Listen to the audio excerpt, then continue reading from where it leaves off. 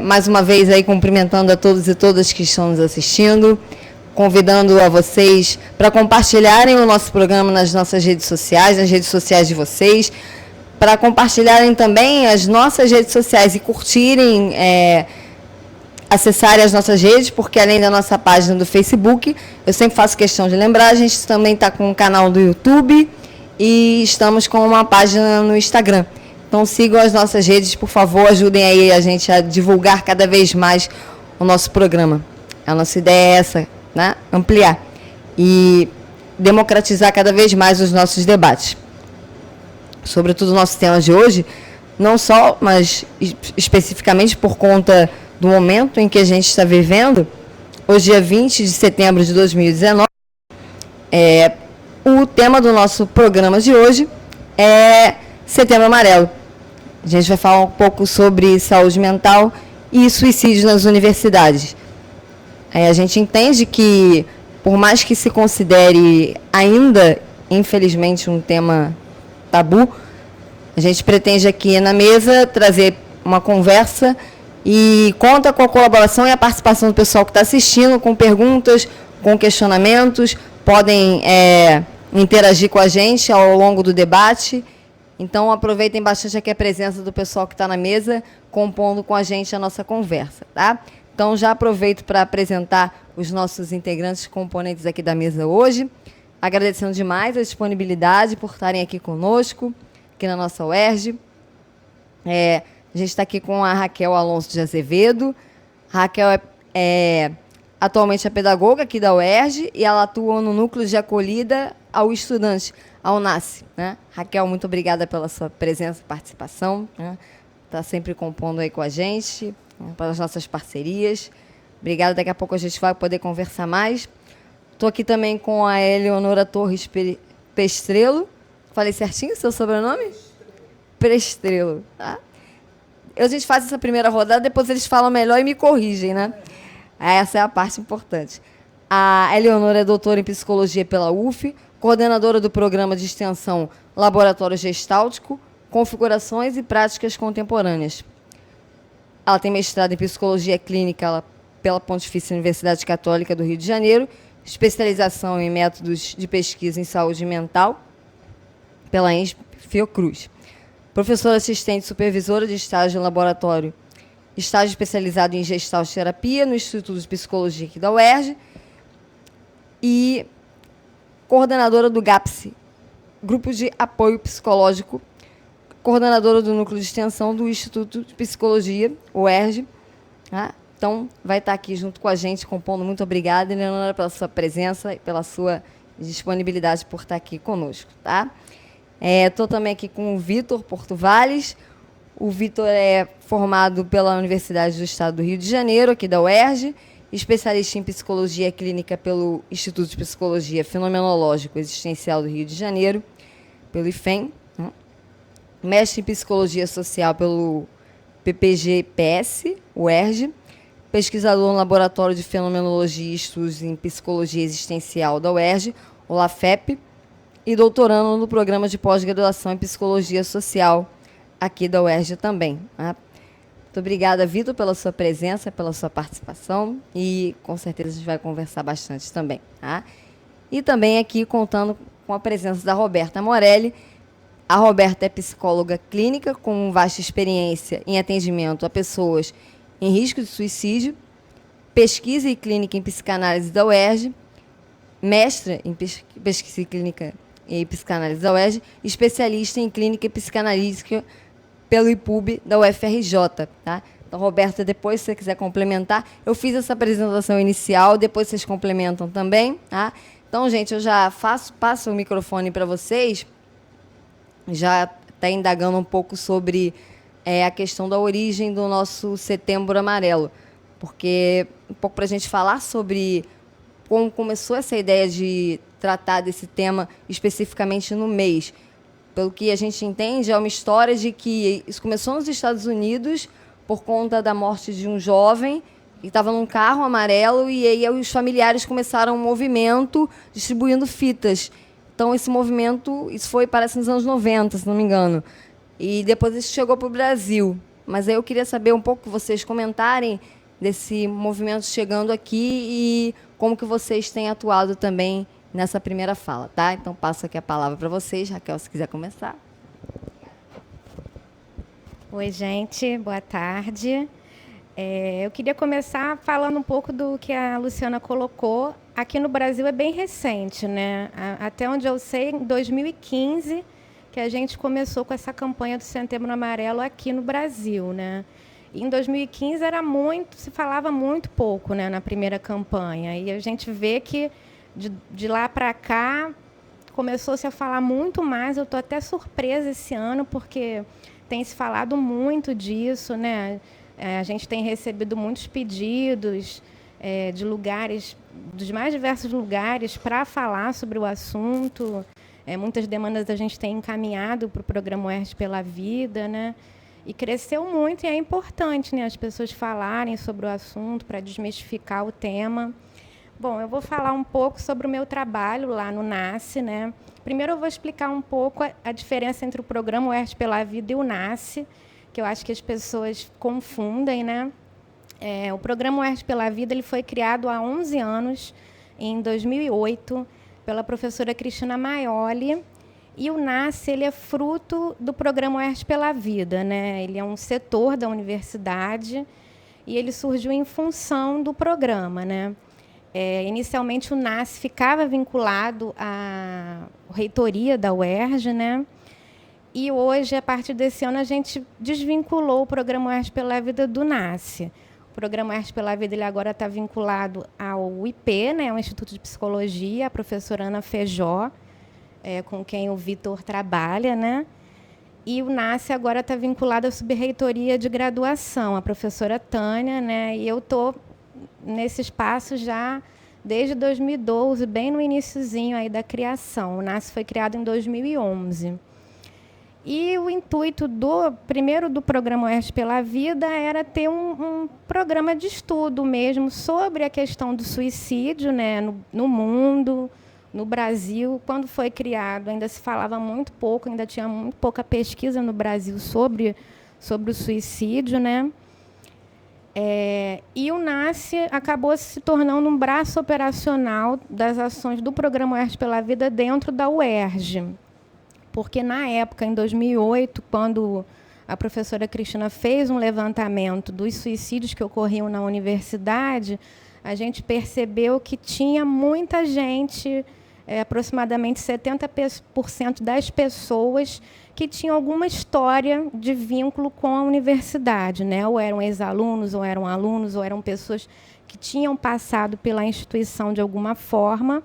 E aí surgiu a necessidade de criação do NASCE para ser um espaço de atendimento ao sofrimento, principalmente dos estudantes, né? E aí, hoje, a gente realmente é um espaço que só está voltado para o atendimento dos alunos, o NASCE. E o programa UERJ pela Vida agora, com a professora Ana, está voltado para o estudo mesmo do suicídio, das questões que atravessam a questão do suicídio, com a abordagem fenomenológica existencial que o Vitor vai explicar um pouco mais. E lá no NASCE, eu sou pedagoga, né? Mas a gente tem 3 psicólogas lá também e uma assistente social que vai chegar agora. E a gente recebe os alunos, né? A gente não tem psicoterapia no espaço, mas a intenção do espaço é ser esse espaço de acolhimento dos estudantes, né? De pronta escuta, de ouvir essas demandas que chegam, que muitas vezes são diversas, às vezes demandas relacionadas à rotina acadêmica, aos conflitos internos que eles vivem aqui dentro, e questões de outra ordem, às vezes familiares, sociais, enfim. E a gente recebe essas demandas e nessa equipe multiprofissional a gente trabalha essas questões, né? E que às vezes se encerram ali mesmo, nos atendimentos que a gente faz, que são atendimentos pontuais, de alguns encontros. A gente não tem um número estipulado, depende de cada caso. E, se for necessário, a gente faz os encaminhamentos internos para o SPA, muitas vezes, né? Ou para a rede pública de saúde, encaminhamentos externos. E faz todo tipo de inter-relação interna também com cursos, com professores, para mediar conflitos e situações de crise ou sofrimento que esses estudantes estejam vivenciando no seu percurso acadêmico, né? Eu acho que é um pouco isso. Se vocês tiverem mais alguma dúvida depois, aí eu posso responder mais um pouco, tá?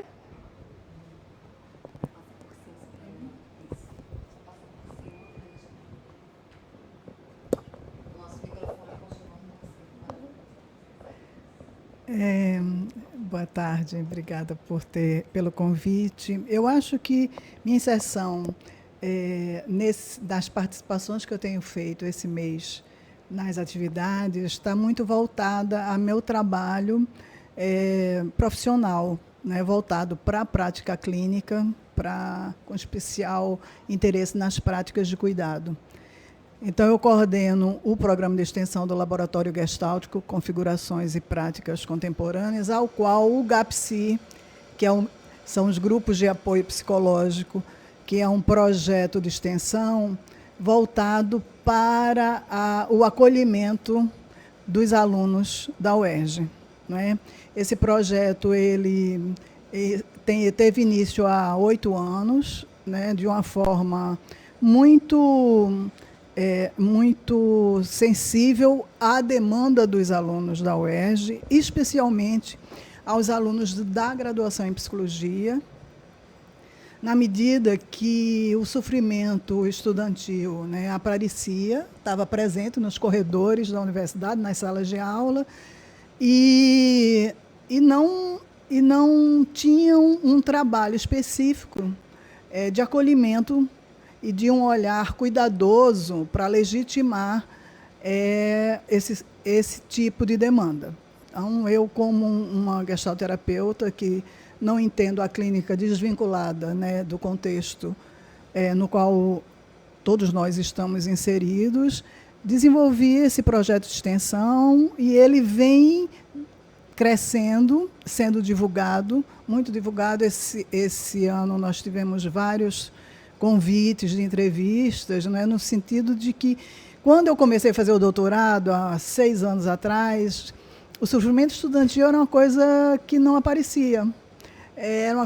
Foi um trabalho inovador, inclusive, no programa, porque existiam outros trabalhos voltados para os estudantes de acolhimento na entrada da universidade, para um conhecimento do trâmite universitário.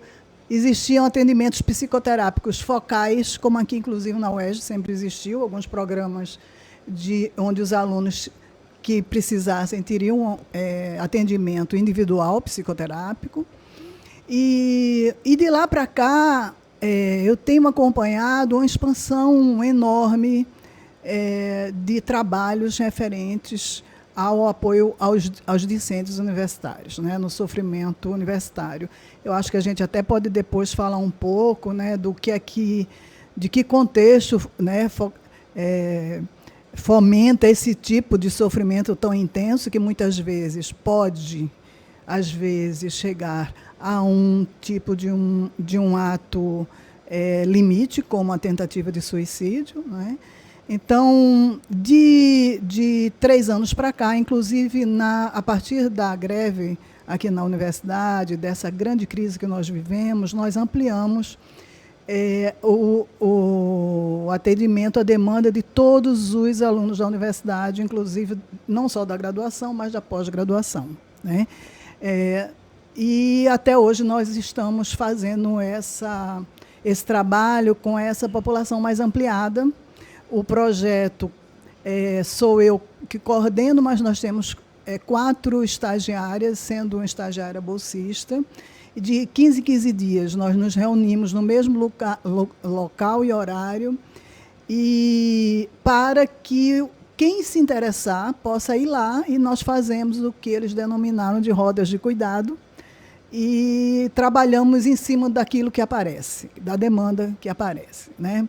Então, nós somos um projeto que nós não temos a proposição de fazer psicoterapia, embora o trabalho, em seu efeito, seja muitas vezes terapêutico, para aqueles que participam, mas é muito mais no enfoque da criação de uma rede de apoio e de solidariedade que a gente tem entendido, inclusive sendo expresso pelos próprios alunos, que ela ultrapassa os muros da universidade, não é? Então, a gente faz um trabalho de apoio e de estimulação de redes, no sentido de que eles possam criar referenciais de suporte dentro da universidade, quando algo ou as demandas universitárias começarem a os afligirem num nível mais exacerbado, né? E temos tido uma gratificação muito grande da reverberação desse trabalho. Nós fazemos rodas de cuidado. Na Semana de Psicologia já está estabelecido como uma atividade dos calouros. Na Semana de Trote, nós somos incluídos como atividade nessa semana, porque nós fazemos a recepção dessa turma de calouros, fazemos uma roda grande, né?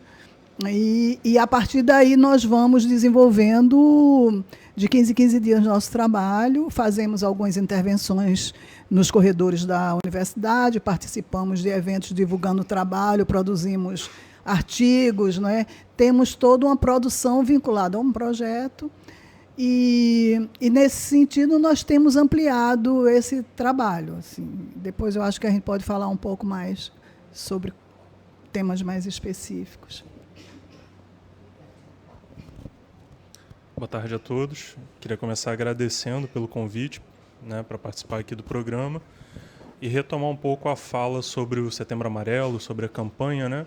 Eu acho que a campanha Setembro Amarelo é um desdobramento de toda uma mudança cultural, né, pela qual a gente vem passando aí nas últimas décadas.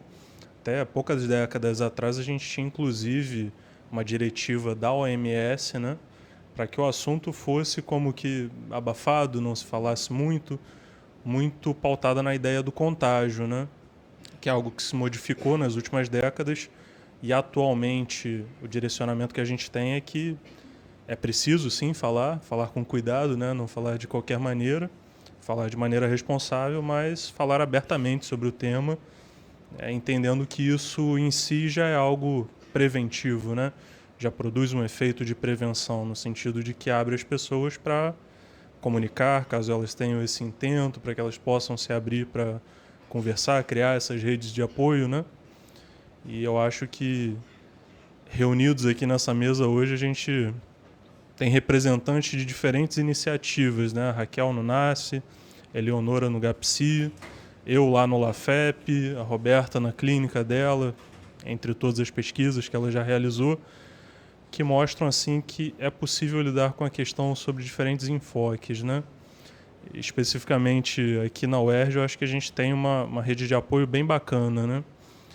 Eu fico sempre de olho nas redes sociais e esse ano eu vi, assim que iniciou a campanha do Setembro Amarelo, um meme circulando que era uma troça assim com as instituições de ensino, né? Falando, em janeiro você tenta abonar uma falta, não consegue porque o professor não aceita a declaração do médico. Em maio você é desrespeitado, você passa por assédios, em junho você fica com 6,9, não é aprovado. Em setembro vem o Setembro Amarelo, vamos prevenir o suicídio. E eu acho que todas essas falas mostram assim, que aqui na UERJ a gente tem uma preocupação muito grande com a questão, né? A gente tenta efetivamente produzir algo, né? Produzir e abrir as pessoas para essa questão, para conversarem abertamente, né? Especificamente o meu trabalho, que está relacionado aí com a professora Ana Feijó, né? Que é alguém que vem, se eu não me engano, desde 2015 estudando a temática do suicídio por um convite, né? Dentro do programa UERJ pela Vida, e que numa primeira etapa culminou aí na inauguração, né, na implantação desse núcleo de atendimento no SPA. E aí, lá no NASCE, a gente tem uma perspectiva mais institucional, né, de acolher primeiramente estudantes. No GAPSI, a gente tem uma iniciativa de grupo, né, uma prática mais de grupo. E lá no LAFEP, a gente tem um núcleo de atendimento aí sim para psicoterapia individual, né? Com esse enfoque de que, se for preciso, a gente pode oferecer também esse tipo de atendimento. E mais recentemente, né, a gente ampliou um pouco essa pesquisa não só para as pessoas que pensam e tentam cometer suicídio, mas também para familiares, né, para os chamados sobreviventes, que são não somente as pessoas que tentam e não conseguem, mas também familiares, amigos, né? A gente já atuou em algumas situações em que houve suicídio consumado, efetivado, e foi preciso um trabalho assim de ir até o local, seja o instituto, a escola, e conversar, tentar dirimir um pouco a culpa. E aí isso nos abriu para essa possibilidade de estudar essa temática. E também nos apontou a necessidade de uma outra iniciativa que a gente está começando agora, né? Através aí do edital para cientista do nosso estado, que a Ana Feijó conseguiu, né? E aí a gente está começando uma iniciativa de ir nas escolas. A gente recebe muitos convites para ir a escolas, seja porque algo aconteceu, seja porque a escola está preocupada com o assunto, né? Muito comum atualmente casos de automutilação. Os próprios alunos, vendo que a temática já não é mais um tabu tão grande quanto antigamente, já falam abertamente. Só que muitas vezes os próprios professores, funcionários ficam desesperados, né? O que eu faço com isso? Que medida eu vou tomar? E agora com essa nova lei de notificação compulsória, notificação obrigatória, a coisa fica mais preocupante, né? Qual vai ser o desdobramento disso? Então, a gente está iniciando esse mês um trabalho aí que pretende ser um trabalho principalmente nas escolas da rede pública, para conversar sobre essa temática, conversar abertamente com estudantes, seja do ensino fundamental, médio.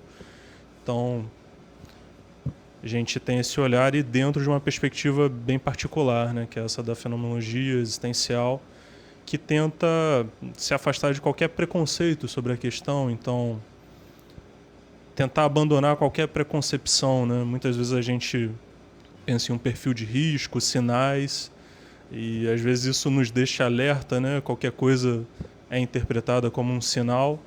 E eu acho que prevenção, na verdade, é isso que a gente está fazendo aqui hoje, né? Conversar, falar, olha, a gente está aqui para ouvir, e se você quiser, você pode falar que vai ter alguém para escutar.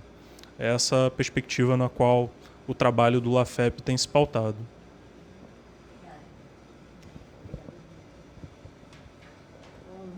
Boa tarde a todos. Agradeço imensamente o convite.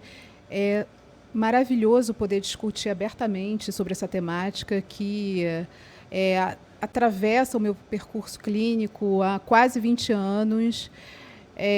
Desde a graduação, nos estágios de hospital psiquiátrico e por aí vai, nos SPAs, nos ambulatórios de determinados serviços de saúde mental.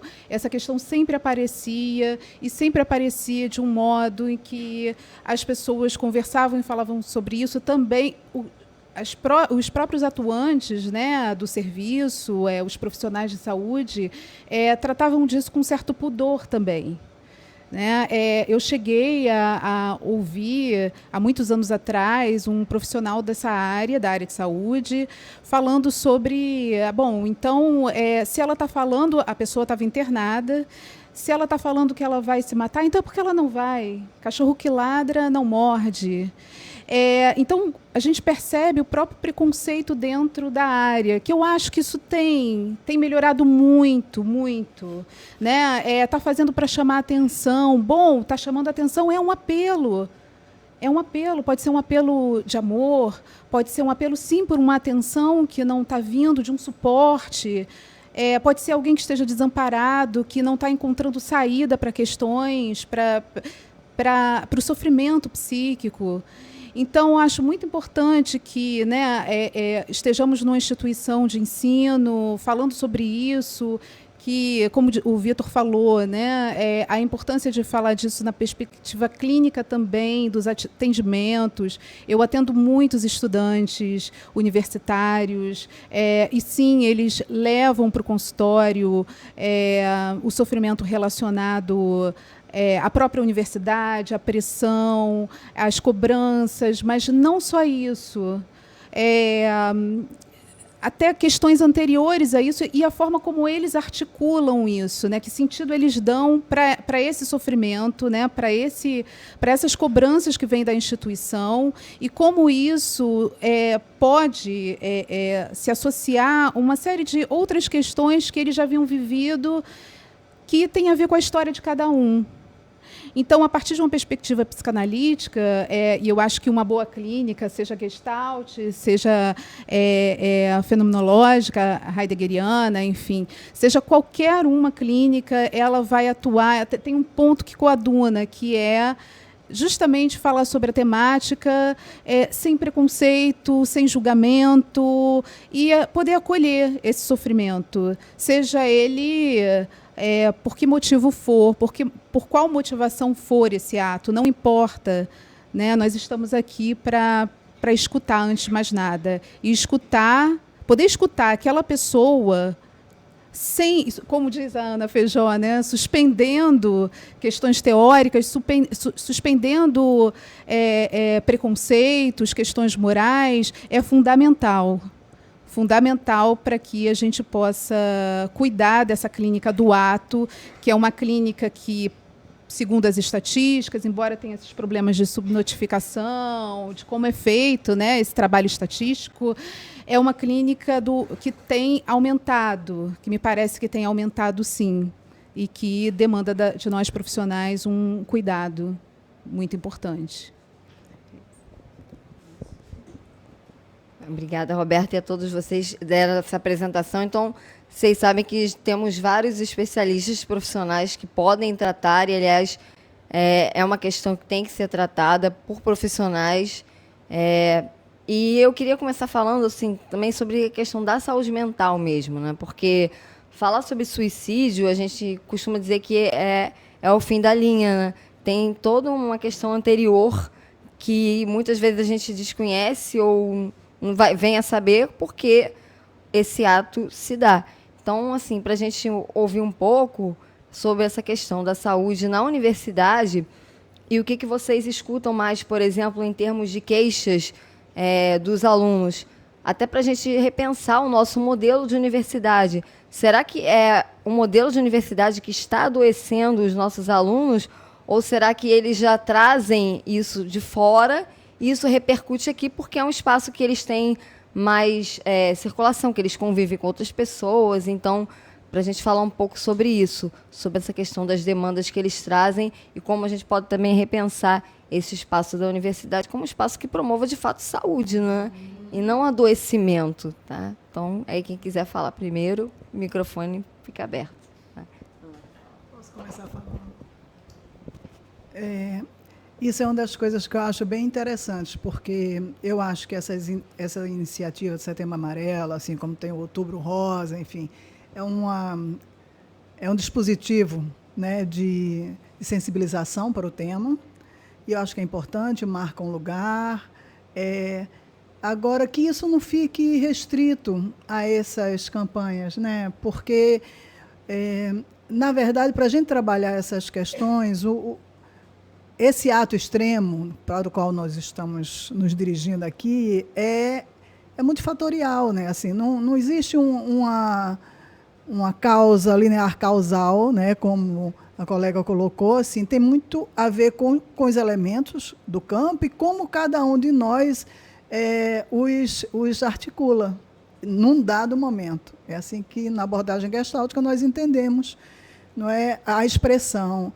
E, assim, enquanto houver essa cultura, a meu ver, de produtivismo na universidade, que, por sua vez, se reflete e recrudesce uma noção muito individualista, né, de cada um querer ter um maior CR, porque e aí você vai criando uma competitividade que vai né, atravessa as relações e traz um nível de competição e de sofrimento ao universitário que pode se transformar, né, nessa configuração na vida dele como um fator de adoecimento, embora eu não goste muito dessa palavra, mas sim, acho que pode ser um dos indicadores, né? Eu acho que a nossa universidade, eu estou falando a partir do que chega nos grupos no meu trabalho, é uma universidade pioneira na ação de cotas, né?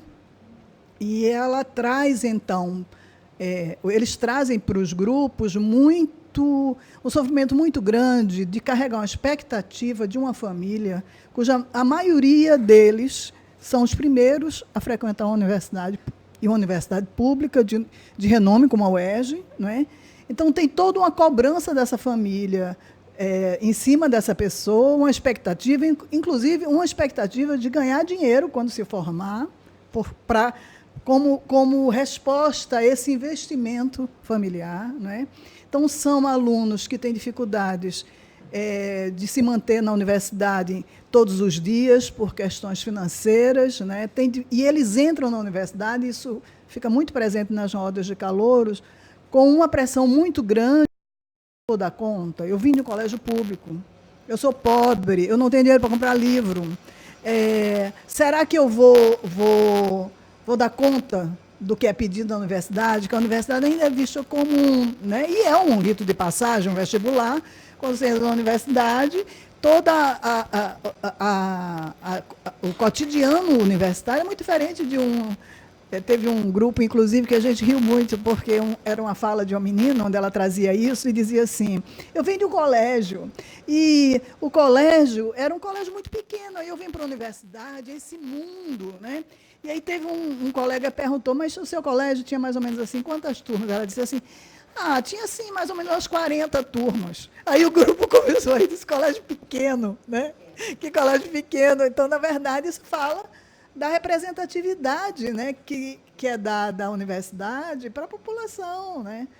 E quando eles chegam, também por parte do corpo discente, cada vez, claro, uma minoria, mas também ainda existe um ranço de uma educação no qual nós fomos formados, né, de nos colocarmos num distanciamento, favorecendo aquele olhar do aluno, assim, né, e o professor está ali, é o dono do saber, é o dono do conteúdo, essa noção de que o conhecimento ele é construído, né? Ele é alinhavado em todas as frentes ali na sala de aula, isso não é tão pregnante. Isso para te dizer assim, bem geralzão, assim, o que de uma forma bem geral, assim, as demandas que aparecem. Então, assim, eu acho que essas questões precisam ser olhadas, porque na pós-graduação tem aumentado a frequência dos grupos de alunos de pós-graduação, se sentindo limite. Assim, eu estou no limite, eu acho que eu não aguento mais, é a colocação mais frequente, né? Então, assim, eu acho que olhar para esses elementos que estão fazendo com que esse tipo de demanda apareça e na amplitude que está aparecendo, eu acho que não dá para fechar o olho e dizer que não acontece, entendeu? E, assim, não há para desviar o olhar para o outro lado, né? A gente precisa olhar para essas coisas, mas eu acho que o que aparece, que a gente está lidando e cuidando, eu costumo dizer que a melhor forma de prevenir, para mim, é cuidar, né? Essa forma que a gente está cuidando dos efeitos. E se a gente não reestrutura, né, esse campo de elementos que estão fomentando esse sofrimento, não vejo não tenho muita esperança de que isso se reverta, sabe? Algo que chama atenção nas duas falas, né, tanto da Luciana quanto da Eleonora, é assim, a perspectiva de que a saúde mental não é algo do indivíduo, né? De que não é algo assim, vamos atuar individualmente, vamos receitar um remédio, vamos fazer um tratamento individual e tudo vai se resolver. Efetivamente, a gente tem uma sociedade assim que é um pouco adoecedora, né? Uma sociedade em que você é o que você tem e o que você produz. E a gente é levado a atuar como máquina, né? Produzir como máquina. Mas a máquina é capaz de uma produção incessante, a gente tem um limite, né? E o que se faz quando esse limite chega, né? Então, eu acho que a própria prevenção só é possível se toda a sociedade estiver, né, disposta, né, tentando, se empenhando para que a gente possa efetivamente cuidar. O que a gente precisa é estreitar os laços, é fortalecer as relações, criar redes de apoio para que a gente possa efetivamente prevenir, né?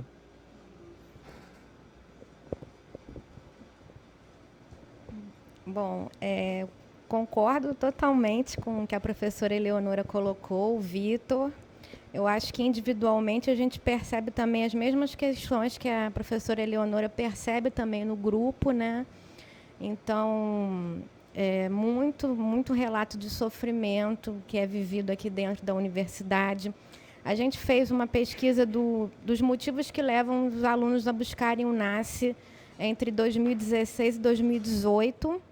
E, assim, o que leva eles ao espaço? Então, a primeira queixa são queixas emocionais, né? Que eles não sabem muito bem dizer o que é, mas, geralmente, eles trazem sintomas, né? Ansiedade, depressão, muitas vezes já vem até com autodiagnósticos, né? Uma tristeza, uma depressão, uma ansiedade, uma angústia. Isso é a primeira queixa, né, que eles trazem. E a segunda, que mais aparece nesses relatos da busca pelo espaço, são as questões acadêmico-pedagógicas. Então, tanto questões de não sei o que fazer no espaço universitário, relacionado a mesmo questões burocráticas, como eu tranco, quando eu tranco, quantas eu posso trancar, como eu me inscrevo, e quem me fala isso, porque ninguém sabe me dizer, eu vou para lá, vou para cá e não tenho resposta. Tanto essas questões de ordem mais burocrática, quanto questões acadêmico-pedagógicas, era muito diferente no ensino médio, as leituras aqui na universidade são muito densas, são muito diferentes, eu estou com dificuldade, eu não consigo me organizar para estudar, eu não consigo criar uma rotina, que é uma coisa que a gente pensa, ele é universitário, isso já está superado, né? Só que não. Então, eles ainda têm uma dificuldade, eles ainda não têm a autonomia que muitas vezes, porque não é uma chavinha, né? Agora eu sou universitário, eu sou autônomo, né? Eu acho que a nossa educação básica, ela é muito tutelar, né? Então, a gente tutela muito o aluno, né? Ele é muito, assim, controlado o tempo inteiro, e aí, quando chega na universidade, agora é com você. Só que eu não sei fazer isso, vocês nunca me ensinaram, né? Então, eles sentem uma dificuldade muito grande nessa adaptação, né? Se sentem muito sozinhos, muito isolados, porque o professor não me conhece, não sabe quem eu sou. Essa concorrência que a Eleonora falou, então, um disputando com o outro para ver quem é melhor, quem tem o melhor CR, um não ajuda o outro. Então, a gente tem muito esses relatos. E eu acho que tem também um segundo fator, que a professora Eleonora também apontou, que é a universidade começar a olhar para esse novo perfil estudantil que a gente tem no corpo discente, a partir das políticas de ações afirmativas aqui na UERJ já há 17 anos e nas universidades federais desde 2012, há 7 anos. Então, assim, a universidade abriu as portas para esses estudantes que eram excluídos do ensino superior, né? E a gente pensou em bolsa, pensou em bandejão, pensou em auxílio ao transporte, mas eu acho que a gente precisa pensar numa segunda geração de políticas de inclusão, que é para um olhar para essas questões subjetivas desses jovens, né?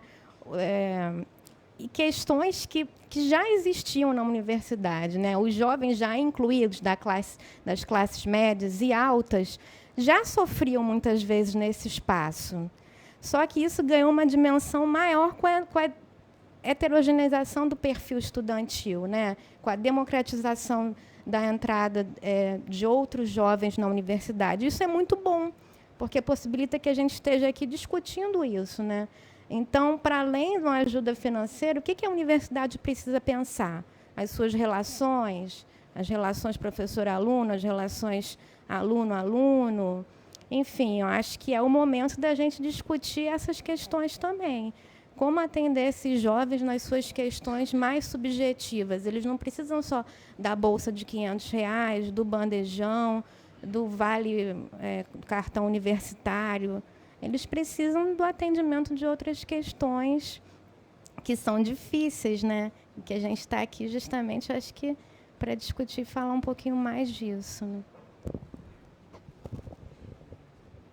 Isso que você acabou de dizer, Raquel, me faz lembrar a questão dos prazos, né? Os prazos de entrega de material, de trabalhos, e me vem muito alguns casos clínicos em que a vida da pessoa lá fora também, porque ela tem uma vida pessoal, né? Ela tá difícil, um ente querido faleceu, ou um casamento acabou, e hoje, né, com DSM, com esses manuais que dizem que a gente em 2 semanas a gente tá pronto de novo para a guerra, né? A gente pode voltar a atuar profissionalmente, pode voltar para a faculdade, quando, na verdade, tem um tempo subjetivo, né? Tem um tempo de cada um para lidar com determinados sofrimentos.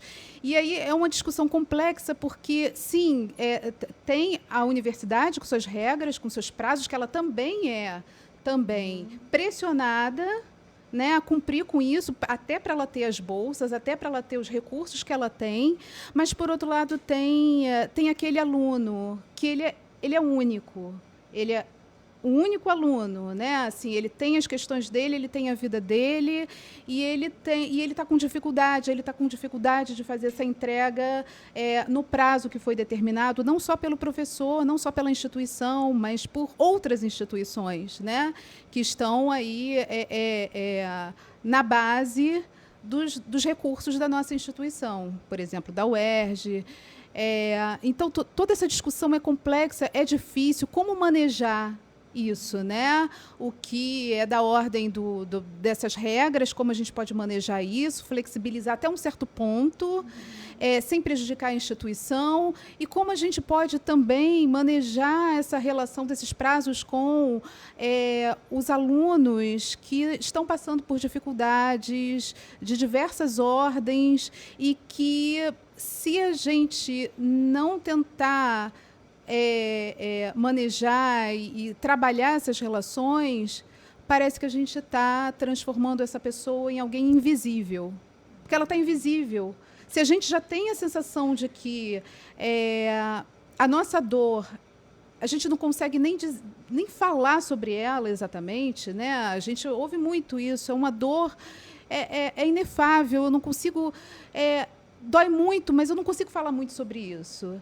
É lógico que a sensação de solidão, ela vem à tona, porque já tem uma sensação de que você não consegue transmitir para o outro o quanto está doendo, e também tem uma sensação de que você está sozinho nessa luta, porque o outro também não consegue compreender, né? Então, diante de tanta complexidade em relação ao sofrimento, como dar visibilidade para esse aluno, mas também como entender o lado institucional também, né, que também é demandado a se posicionar em determinadas situações, né? Então, prazo, desempenho, tudo isso que é cobrado dentro de uma instituição de ensino, né, tá ali pressionando aquele aluno.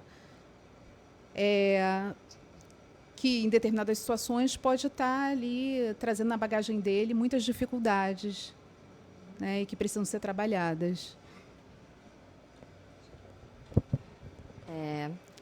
Enfim, são coisas que a Roberta tocou em alguns pontos, todos vocês mencionaram, mas eu acho que isso envolve também a gente pensar em como, por exemplo, detectar sinais e até a questão dos mitos, que você colocou alguns uma das suas falas, que costumam ser utilizados, os mitos e as verdades que envolvem a questão do suicídio. E aí, de repente, para a gente conversar um pouco sobre, já que a gente está tratando da questão da universidade, de um espaço que é burocrático, que tem suas regras, tem uma série de cobranças, e aí transfere as cobranças para os alunos, como que a gente pode até se colocar naquela posição de detectar esses sinais e tentar, de alguma forma, ajudar aquele outro que esteja passando por alguma dificuldade, às vezes muito mais séria do que a gente imagina. E também, de repente, pensar o papel das redes sociais nesse contexto, porque, por exemplo, sei de vários casos em que os alunos eles expressam muito no Facebook, Instagram, nessas redes que a gente tem hoje, às vezes compartilham coisas que podem ser indícios de que eles estejam passando por situações complexas. E como que os colegas, às vezes, observam isso e podem, de repente, dar uma ajuda, porque a gente sabe que tem alguns mecanismos no próprio Facebook e nas redes do Instagram que dão uma ajuda. Então, de repente, pensar na questão dos mitos, dos sinais e o papel aí das redes, como podem também trabalhar a nosso favor nesse sentido, tá? É mais do que explicitar aí critérios objetivos para detectar esses sinais, eu acho que é um pouco como a Eleonora falou. A gente precisa cuidar, a gente precisa ser humano, né? Assim, às vezes o que falta é assim o básico, né? Você percebe quando uma pessoa está triste. Não quer dizer que essa pessoa triste vai se suicidar, mas é preciso dar atenção, né? É preciso cuidar, é preciso estar junto, ser humano, né? Eu acho que isso é o grande passo, assim. A gente pode até falar em alguns sinais que costumam estar presentes estatisticamente, mas eu acho que efetivamente o desafio é esse, né? É nos tornarmos mais humanos e cuidarmos daqueles que estão em volta, assim. Ter um olhar cuidadoso, eu acho que o principal é isso. Interessante isso dos fatores de risco, né? Que justamente essa questão da estatística, transtorno mental é um fator de risco, desemprego é um fator de risco. O que mais, gente, que é fator de risco? Tem alguns fatores de risco. E aí você olha para aquilo assim... Viver sozinho, isolamento, ser homem, enfim... Ok, minorias. Não, olha, tudo isso tem uma importância, não estou de forma alguma dizendo que isso não tem uma relevância, só que o risco é a gente se apegar demais a essas, né, a esse respaldo aí dessa abordagem dos fatores que colocam, que mapeiam um determinado grupo de risco. Quando eu leio sobre isso, eu sempre lembro muito, lá da minha época, 20 anos atrás, há mais de 20 anos atrás, quando determinaram um grupo de risco do HIV. Né? E isso foi terrível, porque aí quem não fazia parte daquele grupo de risco, então podia tudo, não precisava se cuidar. E aí, hoje, a gente sabe que todo mundo faz parte do grupo de risco. Então, o sofrimento ele é humano, faz parte da condição humana, o desamparo está aí para todos. Muitas vezes nós todos sentimos que não temos onde nos segurarmos, parece que estamos à beira de um abismo. Isso está para todo ser humano. Por isso que o que a Eleonora falou também não gosto muito dessa palavra adoecimento, por isso, né? Porque não precisa adoecer para fazer uma tentativa. Para o sofrimento ser respeitado, perfeito. Para o sofrimento ser respeitado,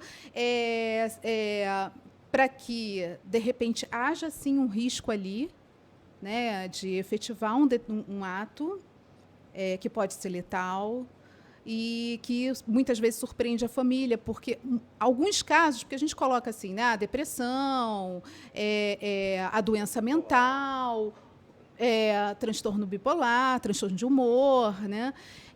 Mas, volta e meia, nós somos surpreendidos por matérias, né, de alguém que estava feliz, estava cantando, estava funcional, isso é muito importante, né? Ou seja, ele estava integrado na sociedade, ele estava produzindo, o desempenho dele estava de acordo com o que sempre foi, e, de repente, passou ao ato. esse de repente, claro que, né, se ele não deixou uma carta, se ele não deixou nenhum sinal do que estava acontecendo com ele, realmente a gente não tem como saber. Mas os sinais, todo esse estudo que está sendo feito para a gente poder trabalhar a questão do suicídio é muito importante, mas a gente não pode se ater somente a isso. Isso é que é fundamental, né? Isso não delimita, isso não calcula, isso não determina que existe um grupo de risco, existe um grupo fora de risco. Esse é que é o problema, né? Posso complementar?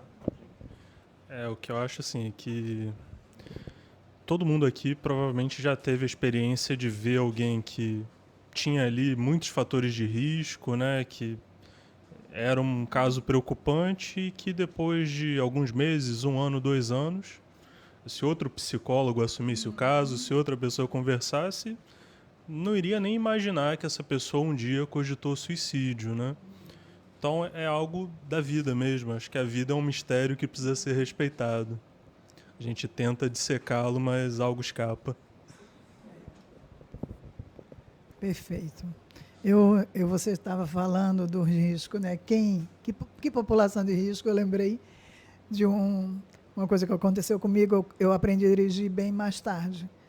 Já era mãe, então eu tinha muito receio do primeiro momento.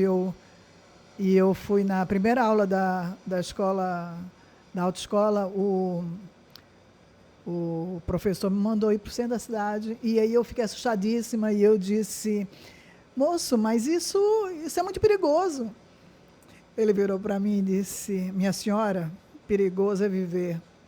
E eu achei tão interessante quando eu penso nessa coisa da gente coloca, né, esses riscos. Claro, existem sinais e sintomas que são interessantes. Isso está disponível na literatura, mas eu acho que é importante a gente pensar bem mais, porque senão a gente termina reproduzindo um tipo de preconceito que é assim: quem está triste ou que pode ter um dia que está desorganizado desculpa, pela tristeza exacerbada, então essa pessoa precisa ficar sob vigília, porque e aí isso tem desdobramentos no sentido de você começar a ser impedido e silenciado na tua possibilidade de expressão do sofrimento, não é? Estigmatizado porque você sofre, porque você está chorando muito, você teve uma perda significativa, então você passa um tempo nesse luto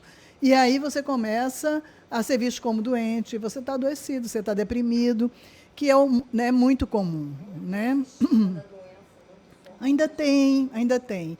E aqui na UERJ, para trazer outro caso, eu estava teve um período, há 1 ano atrás, eu acho, que houve algumas tentativas, num período assim mais ou menos próximo, aqui do 10º andar, e eu estava dando aula, e eu comecei a sentir um aluno que começou a ficar tenso e fazia assim para a janela.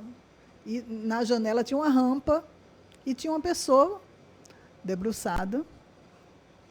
E aí eu entendi o que ele estava dizendo, levantei e fui me aproximando da janela. A pessoa estava falando no celular. Só que do lugar que a gente estava, não dava para ver o celular e estava dando a impressão que ele estava debruçado. E aí a gente discutiu, eu voltei, e aí a gente abriu um espaço, porque aí ele começou a justificar: não, mas eu fiquei muito assustado. Então eu digo: não, mas vamos olhar para isso. Isso está aqui. A gente está começando a criar uma cultura do medo, de que qualquer sinal que a pessoa expresse, até um sinal corporal junto à estrutura da universidade, já... Então, assim, claro que isso faz parte, né? Quando a gente vivencia muitas situações traumáticas, a gente começa a lidar com o efeito, né? E você vivenciar isso e o desdobramento disso nos alunos aqui na universidade foi muito doloroso. Mas eu acho que é preciso também cuidar muito para a gente não começar a manejar e criar um outro tipo de estereótipo e de normatização, sabe? Então, eu concordo com o que o Vitor está colocando. Assim, eu acho que a gente tem que cuidar, a gente tem que abrir espaço de escuta, A gente tem que... Os estagiários do projeto do GAPSI, eles ficam nos corredores disponíveis e os alunos sabem. E, às vezes, eles procuram para conversar, às vezes, eles procuram para pedir um apoio. Eu quero um tipo de atendimento. Quando existe uma ideação suicida, a gente já tem encaminhado para o grupo da professora Ana Feijó, que faz esse atendimento individual. E, assim, quer dizer, o cuidado implica todas essas dimensões, né? Não só a escuta, mas todas essas dimensões.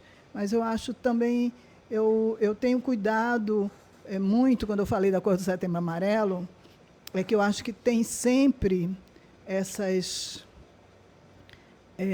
normatizações, elas sempre trazem os dois lados, né? Vou falar rapidinho, que eu acho que todo mundo já colocou tudo. Acho que só para reforçar um pouco o que já foi falado aqui, eu acho que só o fato da gente oferecer espaços, né, e os alunos saberem que esses espaços existem, que no momento que eles tiverem vontade, eles podem buscar esses espaços, eu acho que isso já é um trabalho de prevenção, né? Tem uma coisa que a professora Ana Feijó fala muito, que eu gosto, que é a medida, né? A gente tem que ter a medida das coisas, porque a gente também não pode caminhar para um outro extremo do pânico, né?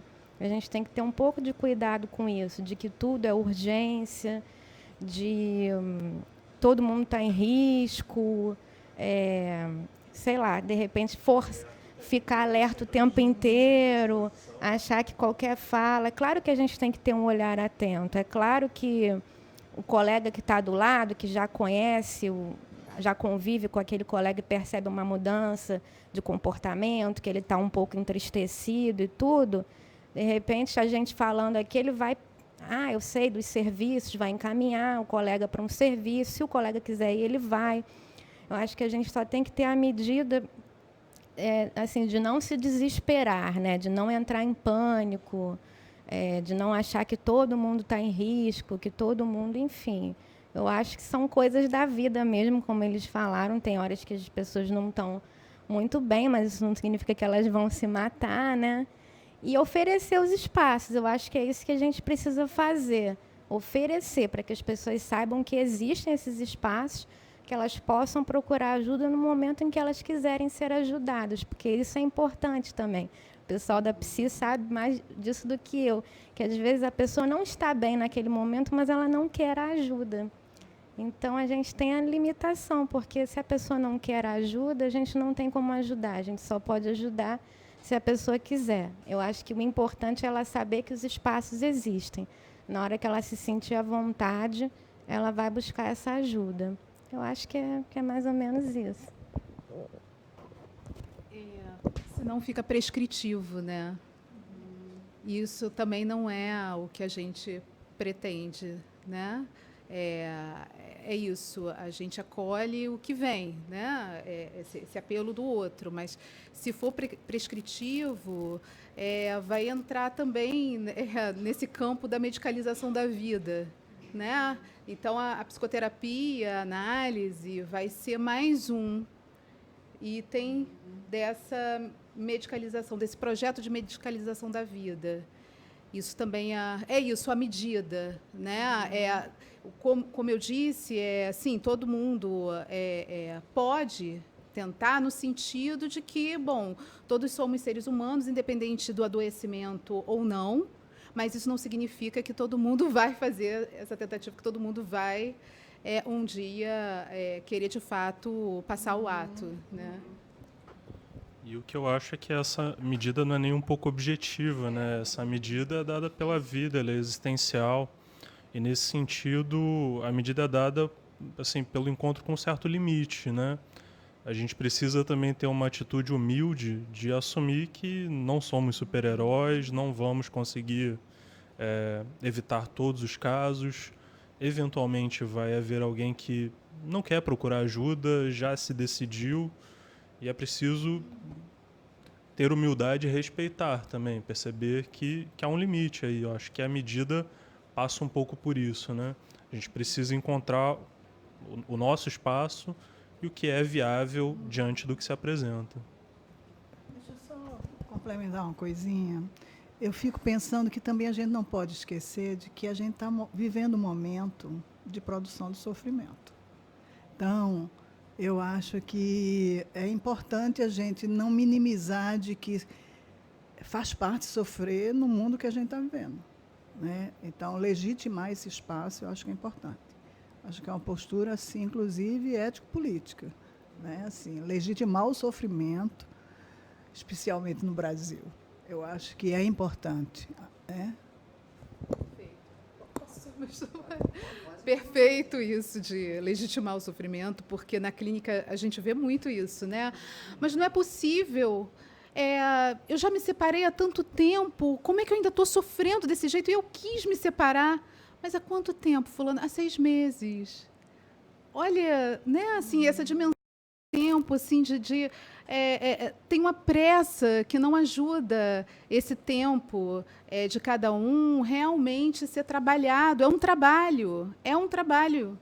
E esse trabalho requer um tempo que a gente não sabe, nem o próprio sujeito, nem a gente como terapeutas, a gente não sabe. A gente não sabe como vai ser esse caminho de cada um até, de fato, a pessoa conseguir se desligar da pessoa amada e por aí vai, né? Então, é muito difícil mesmo, não tem como objetivar. Então, gente, isso aí é sério porque realmente um contexto que a gente está vivendo que não é até estranho se as pessoas estão muito felizes, né? Você até nesse mundo que a gente está vivendo, você está tão feliz, tem alguma coisa estranha também, né? Mas enfim, só também trazendo aqui, voltando para essa questão, porque é uma coisa que me mobiliza, a questão das redes sociais e o acesso que se tem a, por exemplo, a vídeos do YouTube, enfim, isso que circula muito, não só na universidade, mas nas escolas. Então, para pegar um exemplo, que é o caso da série do Netflix, 13 Reasons, que chamou muita atenção do pessoal quando apareceu. E aí a gente vê que depois que apareceu, surgiu uma série de discussões em torno disso, né? Para a gente pensar, porque a coisa toda se deu ali num contexto que é um contexto escolar, e também até a função do coordenador, se não me engano, pedagógico ali, no desdobramento todo da ação da menina. Então, para a gente falar um pouco sobre essa série e a preocupação que a gente tem que ter quando ela aparece e as discussões que se faz para que isso não se torne o que a gente chama de gatilho para que outras situações de meninas que estão passando por situações semelhantes acabem tomando uma atitude como a dela, por exemplo. Então, para a gente falar um pouco sobre esse assunto, tá? Ontem eu estava participando de uma palestra lá na PUC-Rio, né? E uma das questões trazidas era exatamente essa, assim, do papel da internet, do papel do acesso à informação, do papel das redes sociais. E um dos slides que foi apresentado pelo Corpo de Bombeiros foram os principais termos de busca, né, dessas pessoas que estão pensando em suicídio. E a maior parte deles passa pela questão do método, né? Que método utilizar, que método é mais rápido, que método é indolor. Então, tudo tem dois lados, né? Falar sobre o suicídio é bom, abre, né, para a perspectiva de que a pessoa possa se abrir, mas é preciso ter um certo cuidado de como conversar, né? E acho que a principal questão é de evitar, né, dar ideias, né, de tentar não explicitar métodos, né, não fornecer esse tipo de material. E assim, é muito preocupante porque há grupos na internet que incentivam, né? A gente sabe que... E em dois sentidos, né? A gente tem tanto grupos que incentivam o suicídio somente, como era o caso lá do Baleia Azul, né? Daquele jogo, como a gente tem grupos também que incitam a violência contra si e contra outros. A gente tem alguns grupos famosos aqui no Brasil que vêm sendo denunciados constantemente, mas que continuam operando. Então, nesse sentido, aí sim, eu acho que tem que ter um certo monitoramento, né? Uma ação, assim, de ficar atento às redes sociais e se perceber algo nesse sentido, denunciar, né? No caso de crianças e adolescentes, tentar ver o que eles estão buscando, o que eles estão como eles estão se entretendo, a que eles estão tendo acesso, né? Acho que o papel das redes sociais passa por aí. Como você falou, as redes sociais já têm alguns mecanismos, né? Então, Facebook, Instagram, Twitter, geralmente quando você coloca termos chave, assim, tipo depressão, ansiedade, suicídio, ele começa a enviar marketing, propagandas do CVV, no intuito de fazer as pessoas buscarem ajuda. Eu acho que isso é positivo, né? Acho que podem auxiliar nesse papel de mostrar, olha, tem um outro caminho possível, é possível buscar ajuda. Pelo outro lado, acho que a gente precisa ter um cuidado e ficar de olho assim, no que a gente quer que percorra essas redes, no que a gente quer que popule, que tipo de informação a gente quer nelas, né? E tentar combater as informações que a gente acha que precisam ser afastadas efetivamente.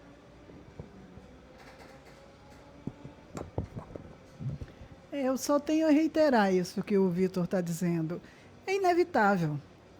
Né? O acesso às redes sociais é inevitável. Agora, na educação infantil, assim, para as crianças, eu acho que cabe aos pais, que, né, a rede mais próxima, de ficar atenta a que tipo de acesso eles estão tendo, né?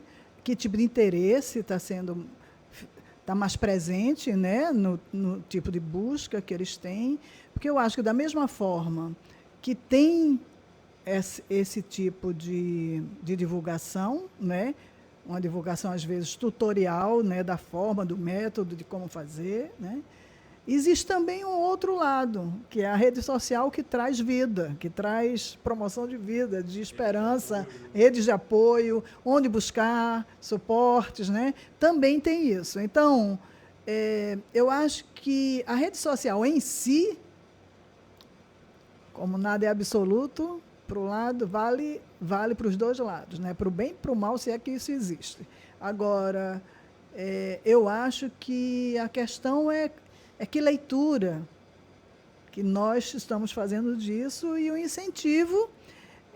Por exemplo, só para aproximar, pelo menos lá no GAPSI, do mês passado para cá, o nível a quantidade de entrevistas que a gente deu para dentro da UERJ, para programas de rádio, programas de TV UERJ, falando do trabalho, né, das redes e no nosso trabalho, por exemplo, especificamente, eu fico pensando o quanto que está expandindo isso, né? O trabalho de vocês, eu não conhecia. O quanto que eu sou da psicologia, mesmo andado, bloco B ali, né? E a gente não conhecia. Então, o quanto que esse tipo de trabalho, por exemplo, feito pela mídia, o quanto que expande. E expande para muito além da universidade. Né? Nós temos no GAPSI, nós temos o Facebook, uma página no Facebook, GAPSI UERJ. Nós recebemos muita demanda de lá, de pessoas desabafando, de pessoas que estão perguntando. E a gente aí faz o encaminhamento, as estagiárias se dispõem a ouvir, a marcar um acolhimento para o encaminhamento dentro do Serviço de Psicologia Aplicada da UERJ. E aí, em alguns momentos, essas pessoas vêm, em alguns momentos, essas pessoas querem vir para as rodas de cuidado. Então, nós fazemos toda a divulgação, né, quinzenal, e elas vêm e indicam pessoas. Né?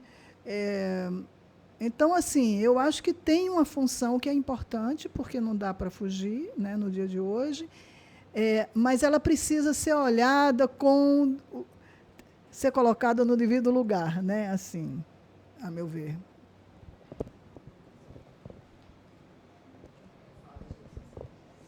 Eu acho que eles já falaram tudo, né? Eu acho que quando eu fiz a pesquisa da monografia sobre as redes sociais, mudou muita coisa, né? Porque já as coisas caminham muito rapidamente, né? Mas na época, eu acho que como as pessoas ainda estavam um pouco informadas sobre que não é bacana ficar falando de uma forma equivocada, né, do suicídio, de métodos, de forma como pode se matar, enfim. Eu acho que hoje as pessoas já estão mais conscientes um pouco, né, de falar do suicídio de uma outra forma. E eu acho que tem enfim, tem tanto coisas para o bem na internet quanto para o mal, né? Eu acho que tem várias páginas que realmente são ruins, né? Que ensinam métodos e incentivam adolescentes e crianças a se suicidarem, mas existem vários espaços de prevenção, de chats, espaços com chats. Então, tem vários grupos, inclusive, criados por adolescentes, né? De conversa, que um adolescente pode entrar ali no chat, bater um papo com outro adolescente, se não está num momento legal, e aí ele vai ser orientado a buscar alguma ajuda em algum local. Tem o CVV também tem agora chat, né? Então as pessoas, além de ligar, também podem mandar mensagens, são respondidas na hora. Enfim, ao mesmo tempo que tem um lado ruim, também tem todo um lado bom de divulgação, né? Então, sempre tem os dois lados da moeda, né? Acho que é isso que a Eleonora falou. Acho que as pessoas ao redor têm que ficar atentas mesmo, né? Para ver o que está havendo de errado, né? Assim, se for criança, adolescente, né? Se está mexendo, em que tipo de página. Mas acho que é difícil controlar, né? Mas acho que tem uns canais positivos também, né? Bom, a gente está falando assim de várias coisas, possibilidades, mas assim, falando diretamente para quem está assistindo, pessoas que, por exemplo, podem estar passando nesse momento por uma situação muito séria e que talvez por conta do que a gente estava conversando, acha que fica com vergonha de falar, ou ainda acha que é coisa de doença, ainda acha que vai passar por situações de estigma porque está expondo uma situação. Então, assim, falando diretamente para essas pessoas que estão assistindo e que estão passando por situações complicadas, às vezes pensando talvez em pôr fim à sua vida, assim, um pouco mensagens que vocês possam passar para elas diretamente, assim, nesse momento, uma primeira atitude que elas possam tomar para evitar que isso aconteça, assim. Estão percebendo que existem vários caminhos aqui que podem recorrer para não tomarem iniciativas que sejam prejudiciais e, às vezes, não só para elas, mas para todo um grupo que as envolve, né? Porque, como vocês falaram também, existem aqueles que cometem um ato e todos aqueles que estão em volta das pessoas que cometem, que às vezes a gente não fala muito sobre elas, né? Porque também é preciso falar sobre as pessoas que ficam. A gente fala sobre as pessoas que cometem um ato, mas, por exemplo, na universidade, eu acho que ainda a nossa dificuldade é essa. Acontecem as situações e a gente não fala sobre as pessoas que presenciam, os alunos que ficam com aquele trauma, que ficam, por exemplo, com medo de quem está no celular e na rampa, os nossos funcionários, enfim. Então, falar um pouco sobre isso para as pessoas e também para aqueles que presenciaram um ato ou uma situação e que estão um pouco assim ainda sensibilizados por conta do que tenham vivenciado. Então, falar um pouco diretamente. Tá? Uma fala mais direta.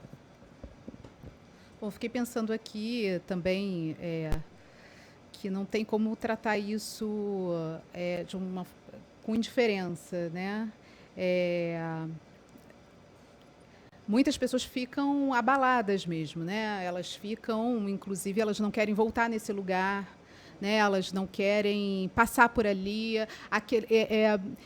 Eu tenho alguns discursos na clínica assim, de pessoas que presenciaram, né?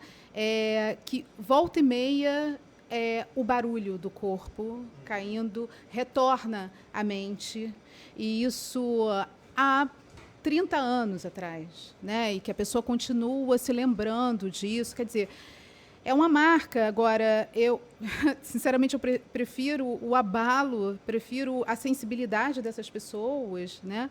Do que a indiferença, do que a banalização disso, porque, às vezes, também isso da gente ter dificuldade com a medida, de ir para um polo ou outro, ir para o campo da indiferença é simplesmente banalizar a vida humana, né? E não se deixar atravessar pela dor do outro, como assim? Uma vez eu vi um vídeo, esse é um problema, né? Olha só os vídeos que circulam, vi um vídeo das pessoas gritando, pula, pula, pula. Como assim pula, pula? E pulou. E pulou. E aí, como é que é isso? Como é que as pessoas que estão ali falam para pular, tá, e de repente elas podiam até pensar que não, isso não fosse acontecer, mas aconteceu e tudo bem. Isso para mim é muito mais grave. Muito mais grave. Você falou da indiferença, me lembrou uma outra questão, né, que é um risco que a gente corre assim, de transformar essas situações em um espetáculo, né? Essas gravações e a disseminação disso nas redes. Eu lembro assim, de uma situação que a gente teve, se eu não me engano, no início desse ano, aqui na UERJ, assim, de uma pessoa que estava ali posicionada, né, numa posição que ela poderia se lançar. E aí, 2 páginas do Facebook que eu sigo, uma o UERJ da Depressão, a outra Madureira News, botaram a foto da pessoa. Isso é grave, isso é muito grave, né? Eu acho que isso é uma forma desrespeitosa de dar visibilidade para a questão. Entre outras situações, eu já vi gravações e geralmente quando há uma situação dessa se forma uma plateia, né? E a coisa vira um espetáculo. Eu acho que isso a gente precisa evitar, né? A gente precisa ter uma outra lida assim, com a questão, que é de verdadeiramente se preocupar, cuidar e pensar, bom, o que eu posso ajudar? E se eu não posso, ao menos eu não vou atrapalhar. Né? Nesse caso você não está falando, você está só para complementar, porque aí é o que vocês estão comentando. Nesse caso não é filmando, você não está falando sobre, você está transformando aquilo em um espetáculo. Né? Então isso não funciona, você só expõe a pessoa, uma situação complicadíssima, e os desdobramentos disso muitas vezes são os piores possíveis. E aí a gente tem, enfim, talvez seja por aí que a gente tem que caminhar também pela nossa conversa, né? Como os alunos podem lidar com isso, respeitosamente, mas falando sobre isso, mas talvez não por esse caminho do espetáculo, que é o que a gente às vezes vê acontecer. Olha só, eu acho que o que a gente pode, assim, para mim, eu tomo isso para mim na vida e acho que o caminho do que fazer quando a gente está com sofrimento muito exacerbado é procurar ajuda. Onde eu vou descobrir onde diante das minhas possibilidades, né? Assim, claro que em pessoas ou em lugares onde eu tenho alguma vinculação de confiança e de referência. E em função disso, e aí haverá um desdobramento, um encaminhamento ou não, enfim.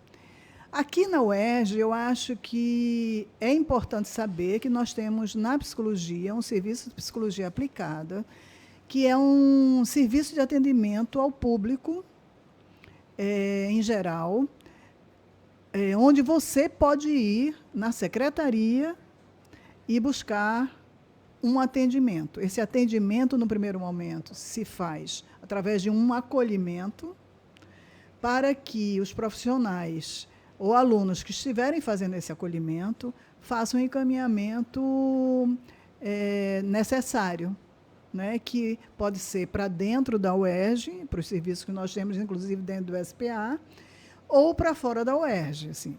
Isso não significa dizer que, ao procurar o SPA, você vai obrigatoriamente entrar num tratamento. Não, você vai ser acolhido no seu sofrimento e juntos vocês vão encontrar um lugar para um encaminhamento de suporte e de eventual tratamento. Né? Assim, eu acho que é importante.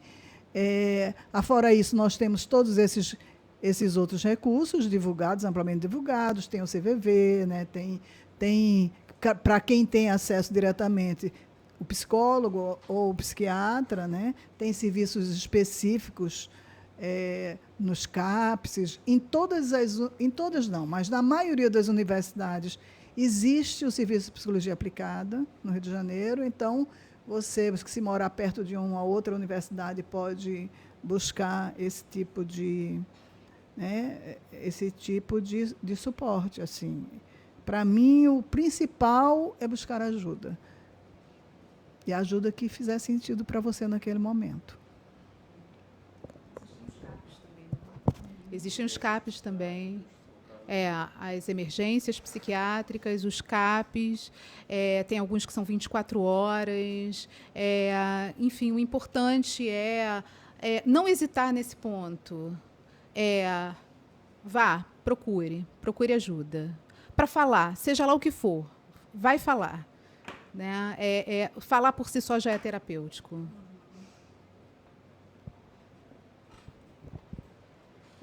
Só complementando aqui, porque são coisas que eu escuto de colegas, nossos colegas professores, enfim, que às vezes ficam tentando lidar com as demandas que os alunos trazem, mas muitas vezes não sabem como.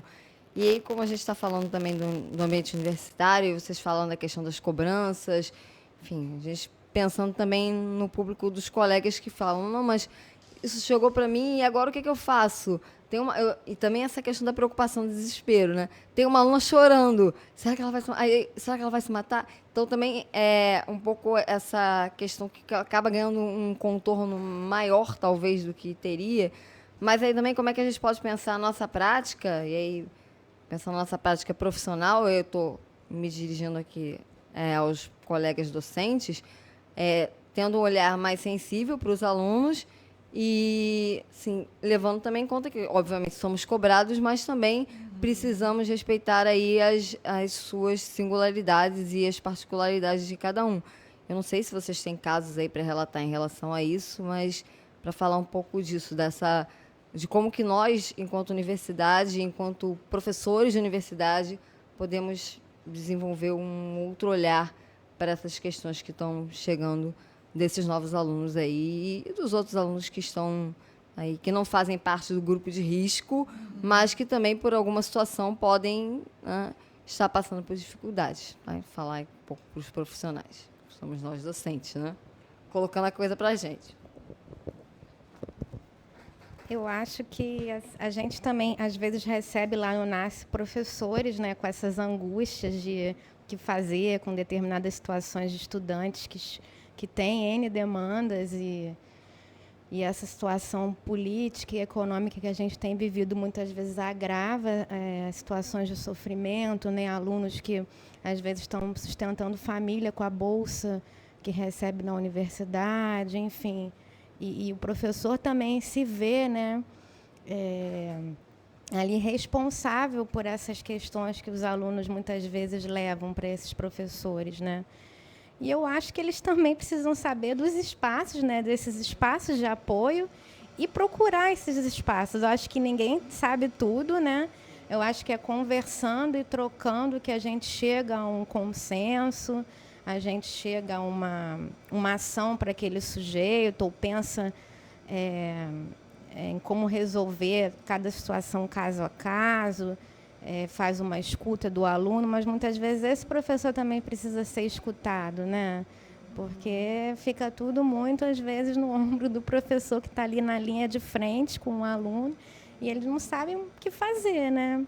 Então, acho que ele também pode buscar esses espaços, pode ir ao NASCE, pode ir lá no IP, trocar, e a gente juntos pensar nessas questões, né? Acho que é importante que os professores saibam que eles também não estão sozinhos, né? Que eles podem buscar, né? Vou falar um pouquinho da experiência de professores que não são universitários e que também vivem isso, rapidinho, né?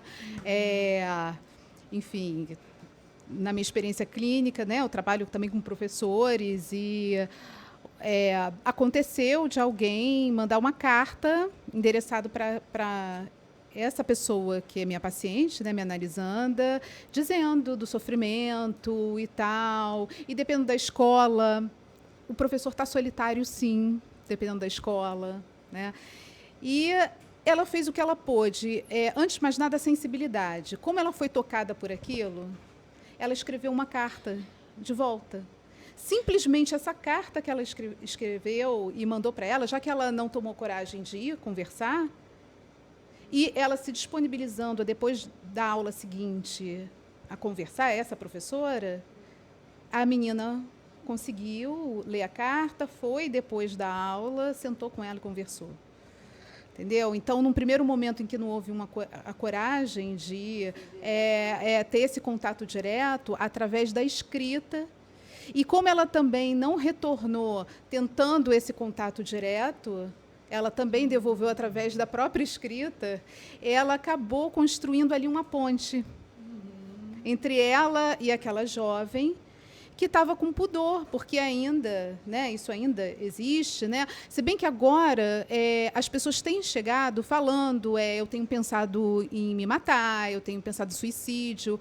Há alguns anos atrás, as pessoas não falavam esse nome. Elas contornavam, elas falavam, usavam eufemismos, mas elas não diziam a palavra. Ficava muito mais difícil para elas conversarem sobre isso. Eu acho que justamente nesses encontros, essas conversas, esses debates com os profissionais, tem feito com que as pessoas tenham coragem de se abrir, né? Isso já facilita muita coisa, porque a abertura já facilita, já está buscando um contato, né?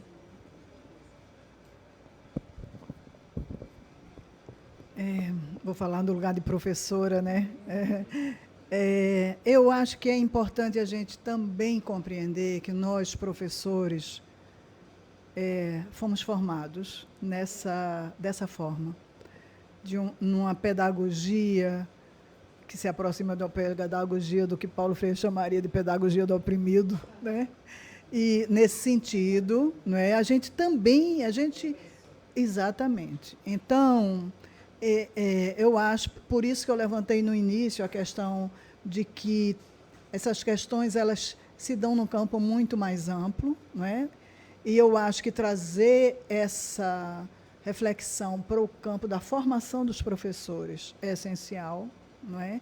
Porque, sim, durante muito tempo eles não lidaram com isso, porque eles estavam lá no tablado e os alunos aqui. E a interação não acontecia, a expressão do sofrimento não se dava de uma forma tão clara e gritante como agora, e isso ia se perdendo ou não aparecendo, né? Esse tipo de dificuldade era um pouco invisibilizada, né? Eu coordeno o programa de extensão, o Laboratório Gestalt, ao qual o GAPSI é vinculado.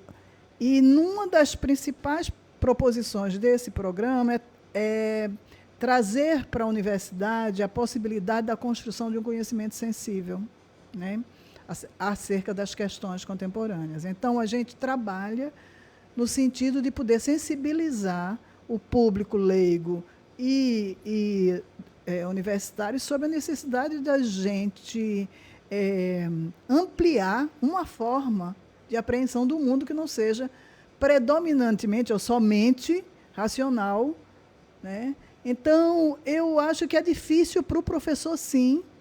Eu acho que é difícil para o professor poder se deslocar desse lugar, ao mesmo tempo que o chamado dos alunos, eu acho que só faz crescer essa possibilidade e os ajuda se eles estiverem abertos e sensíveis, não é, ao que está aparecendo ali. Assim, se ele olhar para o que está aparecendo, né? Assim, eu tenho uma aluna que ela relata como uma prática, inclusive saiu na minha pesquisa isso, esse relato, ela relata como uma prática de cuidado que ela experimentou dentro da UERJ, da Universidade, do Instituto de Psicologia, um professor que acolheu o nervosismo dela e de mais duas colegas muito tímidas na apresentação de um seminário. Elas estavam nervosíssimas e elas tiveram a parceria de algumas amigas e elas foram falar com a professora, a gente está muito nervosa, não sei se a gente vai conseguir. E as alunas chegaram perto e disseram, professora, elas são muito tímidas. E elas sentiram isso como uma rede de suporte. E a professora foi junto e elas apresentaram o seminário e ficou como uma marca de cuidado, né, do professor, ele poder receber que elas estavam ali pedindo ajuda e reconhecendo uma limitação naquele momento de apresentar de uma determinada maneira o seminário. Então, eu acho que isso é um aprendizado também para o corpo docente. Entende? Do mesmo jeito que é um aprendizado para o discente buscar redes, buscar conexão, é um aprendizado para o corpo docente esse olhar sensível e contextualizado das demandas que o aluno está trazendo naquele determinado momento. E o que eu acho também é que tudo isso é possível, se for possível, cuidar de si também, né? Muitas vezes o professor fica numa situação difícil, no meio de um cabo de guerra, né? Entre demandas institucionais e demandas dos alunos. E ele, às vezes, experimenta uma pressão muito grande, né? É possível que o próprio professor cogite também, né? Que ele esteja sofrendo, que ele se sinta, né, mal com tudo isso. Então, eu acho que a gente precisa ter um olhar para todo mundo, no fundo, né? E acho que para cuidar do outro, a gente precisa cuidar de si também.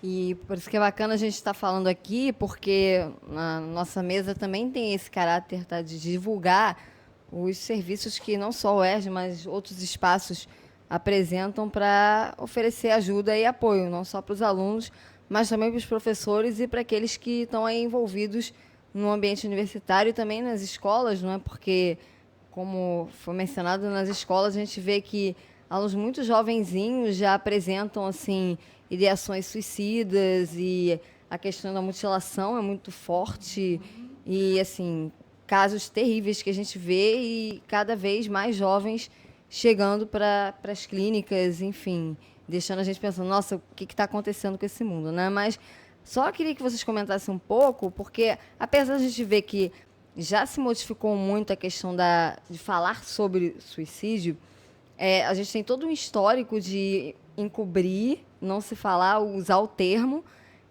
fazer um pouco esse panorama de como que esse histórico foi se modificando e o que vocês percebem ainda como os maiores obstáculos e entraves para a gente poder falar sobre isso, né?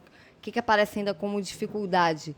Se por um lado a gente já está se falando sobre, mas ainda tem algumas questões aí que aparecem como dificuldade. O que vocês percebem aí sobre isso? Acho que os principais entraves são, primeiramente, como lidar com isso, né? Como lidar com isso que a gente ouve, né?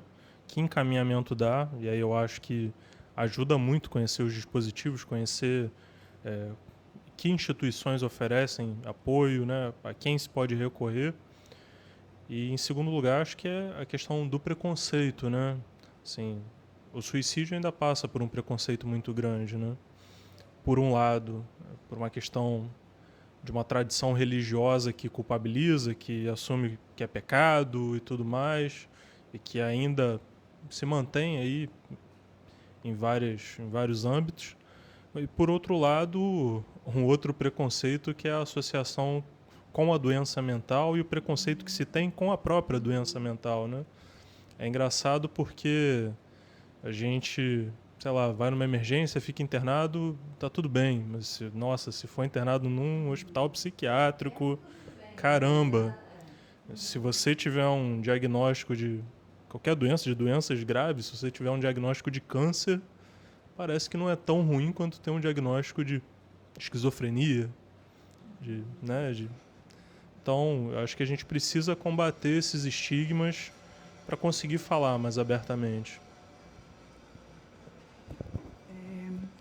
Eu acho que um dos grandes dificultantes é essa associação de saúde e desvinculação do sofrimento. Então, você fica com muita dificuldade de falar porque você vai ser visto e vai ser enquadrado como doente. Um doente mental, é um distúrbio de saúde mental, você precisa de tratamento. Então, coloca você num lugar de exclusão, porque a doença mental, como o Vitor está dizendo, é colocado ainda.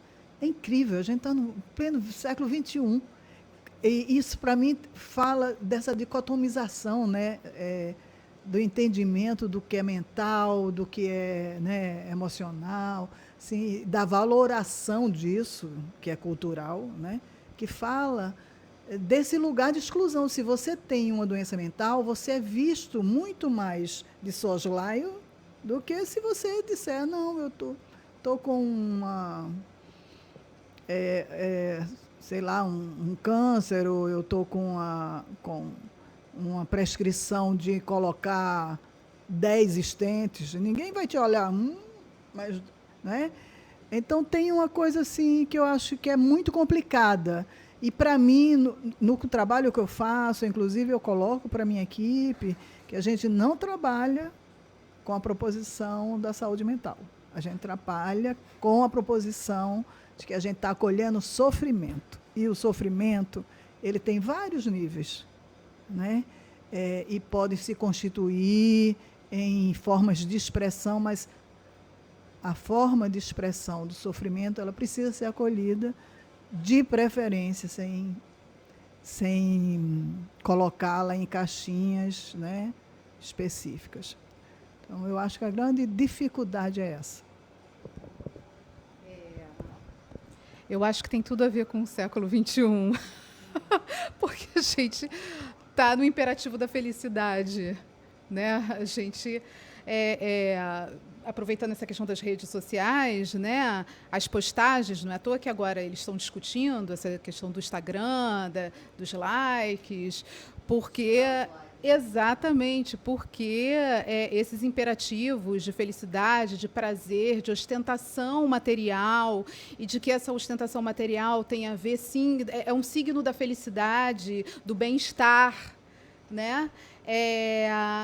E a gente sabe que são jogos de aparência, né? Então, quem está fora disso, quem não está se identificando com essas imagens, com esse jogo imagético, está no campo da fraqueza.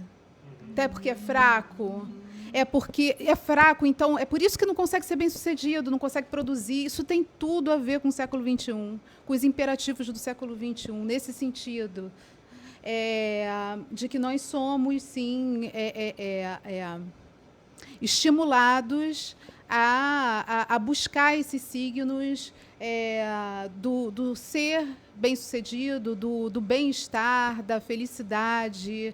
E, normalmente, mesmo que você também poste, mesmo que também você compartilhe dessas ideias e desses ideais, quando você olha isso no outro, porque você sabe que, de algum modo, isso é uma farsa, que isso não promove a sua felicidade integralmente, porque não existe a felicidade integral. Não existe. Você está o tempo todo ali oscilando entre momentos de alegria, momentos de tristeza, e o sofrimento faz parte da vida. Ele é sinal de que a gente precisa transformar alguma coisa ou aceitar alguma coisa. Se a gente tira isso, se a gente relega isso a um lugar menor, inferior, fica difícil, né, ser humano, né? Porque humano é isso. Não é só produzir, não é só estar alegre. Tem toda uma sensibilidade que precisa ser resguardada e que implica na capacidade que a gente tem de acolher o nosso próprio sofrimento e o sofrimento do outro. Então, não é fraqueza. Não é fraqueza. E por isso que, muitas vezes, a pessoa esconde que ela tirou uma licença porque ela está deprimida. Né? Porque, se ela voltar, ela vai voltar sendo vista como uma pessoa mais fraca. É um trabalhador mais fraco, mais frágil do que os outros. Porque tem isso. Porque a fragilidade está para todos, mas fica nessa coisa assim, de uma estratificação mesmo, né? De quem aguenta... uma seleção social, né? Quem aguenta e quem não aguenta o tranco, né? Quem pode, quem consegue estar ali e quem não consegue. Muitas vezes as próprias empresas também não oferecem um ambiente propício, né, para se cuidar dessas questões. É comum até estigmatização mesmo e essas situações resultarem em desemprego, porque as empresas não querem saber... Isso, não querem saber de você não ser produtivo, né? Você tem que produzir. Tem uma frase muito marcante do Mayakovsky, em um poema para Sergei Yesenin, que é sempre muito citado, em que ele diz: a morte é fácil, difícil é a vida e seu ofício. Então, assim, a vida é essa tarefa, né, constante, difícil, com a qual a gente tem que lidar o tempo todo. Não é que a morte seja uma solução fácil, porque também impõe um peso, né? Impõe o peso de uma renúncia. Mas é isso, não existe vida fácil. E com relação à questão da saúde mental, a gente sempre acha que é uma questão do outro, né? Eu sou a pessoa que está saudável, sou a pessoa dotada de razão. O outro é que é o esquizofrênico, o outro é que é o deprimido, o outro é que tem transtorno afetivo bipolar, tem transtorno de personalidade borderline. Então, o que eu acho é que a gente tem que perceber que tudo isso é uma questão nossa, uma questão de todos. Uma questão possível para qualquer um. Assim como o suicídio também é possível para qualquer um. Basta estar vivo para morrer, né? Eu acho que é isso. A gente precisa encarar de uma outra maneira, de uma maneira mais próxima.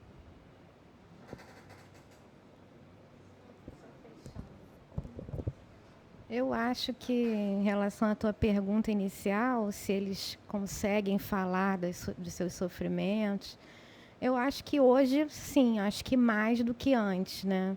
Eu acho que o fato das pessoas saberem que existe um espaço para aquilo, naquele espaço é permitido, eu posso ir e falar, às vezes ele vai se sentir mais à vontade naquele espaço do que, por exemplo, com um professor, o que pode acontecer, ou com os colegas, porque ali é o espaço permitido onde eu posso falar do meu sofrimento. Por isso a importância da gente divulgar esses espaços, né? E ali eles muitas vezes se sentem autorizados a falar das suas questões, né?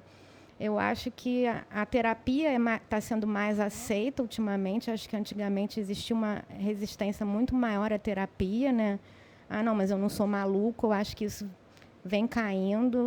Dificilmente a gente percebe resistência verbalizada na terapia, mas o que a gente vê é que muitas vezes tem uma desistência muito grande, que eu acho que é uma coisa que acontece também no SPA, né? A dificuldade de se implicar no processo terapêutico também, porque é difícil, né, você reconhecer, né? Eu acho, é difícil você reconhecer que está sofrendo, que tem alguma questão, né? Ou que você que tem que pensar sobre as suas questões, que eu acho que a gente às vezes tem a expectativa de achar que o outro vai te dar uma resposta ou vai resolver o seu problema. Mas eu acho que esse estigma tem melhorado, sim. Eu acho que as pessoas estão se permitindo falar mais e buscar ajuda, sim. Que bom, né, gente? Mas, assim, aproveitando uma fala que o Vitor trouxe, um pouco para a gente pensar essa relação entre a religião e a discussão sobre saúde mental. Tá? Porque, se me lembrando de um caso que uma aluna veio trazer para mim a demanda de que relatou que já pensou em se suicidar, essa coisa toda. Enfim, aí eu, mas você já conversou sobre isso com alguém? Ela, sim, com o meu marido e na minha igreja. Aí eu, sim, mas você já pensou em se tratar em algum outro espaço? Ela, não. Então, para ela, estava dando conta, até então não sei como é que ficou o desdobramento da situação, porque universidade as coisas passam, mas enfim, era um caso bem sério, ela tinha vivenciado várias situações complicadas, mas aí o que tinha acontecido? Ela só tinha divulgado ou compartilhado o sofrimento dela com o marido e com o responsável pela religião dela. Então, eu não sei como vocês veem isso, se isso já entrou em discussão para vocês, já apareceu algum caso em que às vezes a religião ou ajuda ou atrapalha, ou como essa relação pode ser colocada na discussão aí que a gente pode fazer sobre saúde mental. Tá? Bom, eu acho que ultimamente elas têm tentado ajudar mais do que atrapalhado. Né? Estão dando suporte e, normalmente, geralmente, eles, os pastores, os padres, enfim, esses líderes religiosos têm dito para procurar ajuda também, sabe? Procurar ajuda de um psicólogo, da medicina, da psiquiatria. Então, eu acho que eles estão dando um certo suporte, mas eles não estão, eles estão se limitando ao campo deles. a maioria, pelo menos, quando eu escuto essas pessoas, né, que são religiosas, eu vejo que, sim, que esses líderes estão ajudando o nosso trabalho, porque eles endereçam para a gente, entendeu? Eu tenho notado uma melhora em relação a essa questão também, embora ainda haja muito preconceito, ainda haja muito estigma em algumas denominações, em alguns agrupamentos, né? Acho que, no geral, as pessoas têm estado mais abertas para discutir essas questões, a ajudar, a sugerir tratamentos. E eu acho assim que a religião pode ter um papel muito importante, assim, pode ser um fator protetivo importante, né? A religião oferece um grupo, né, uma rede ao qual a pessoa pode se sentir acolhida, ela pode ser muito importante.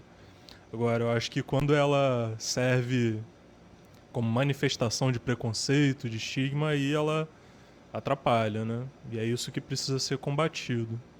Essa ideia de, sei lá, é demônio, né? É pecado, a gente não quer saber disso.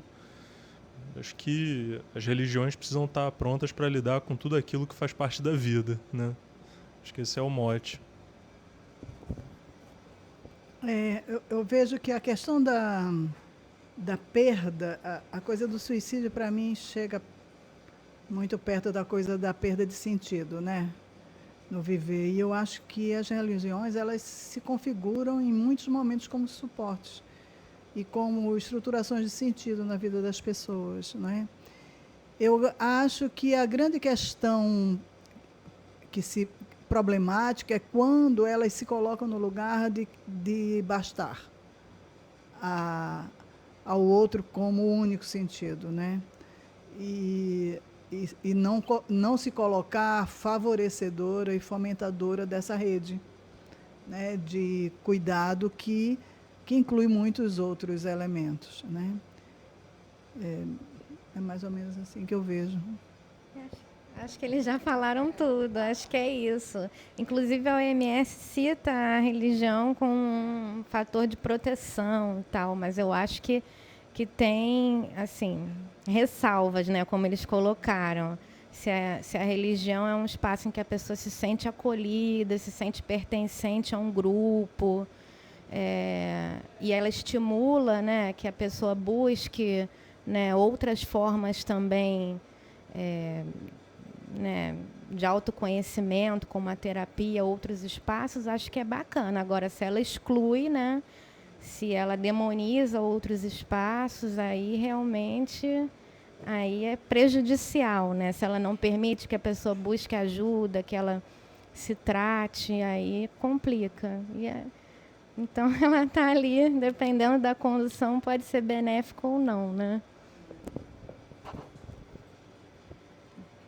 Gente. Então, vou aproveitar, fazendo... Óbvio, a gente teria muitas coisas para conversar, mas, assim, fazendo uma fala que perpassaria todos vocês, a gente vai ter muitos desdobramentos. Setembro está... a ideia de que não precisa ter só um mês, né, que a gente começou a falar. Não tem que ter só um mês para a gente falar sobre isso. E a gente tem tentado investir aqui na UERJ muito na ideia de que não adianta só a gente ter redes físicas se a gente não tem redes humanas de apoio e de suporte, porque é isso, né? A gente precisa cuidar uns dos outros. Então, assim, uma mensagem para a gente falar, vocês encerrarem um pouco falando, reforçarem o trabalho de vocês. Raquel pode falar até um pouco dessa mudança do trabalho que está acontecendo agora no NASCE, e aí vocês falam um pouco também sobre... convidando o pessoal que está chamando... Enfim, vocês já falaram, né, várias vezes, mas assim, reforçando a importância de procurarem ajuda, quem está passando por situações de dificuldade, quem percebe um colega, ou, enfim, alguém que desaparece de repente. Então, essas, às vezes, pequenos sinaizinhos que a gente pode passar despercebido, mas que podem estar aí nos dizendo muitas coisas. Então, assim, só para a gente fazer uma mensagem, assim, caminhando para o final do nosso programa, infelizmente, porque a gente poderia falar muito mais sobre isso, né? Óbvio. Então, falando só rapidinho mais uma vez do NASCE, o NASCE é o Núcleo de Acolhida ao Estudante da UERJ, né?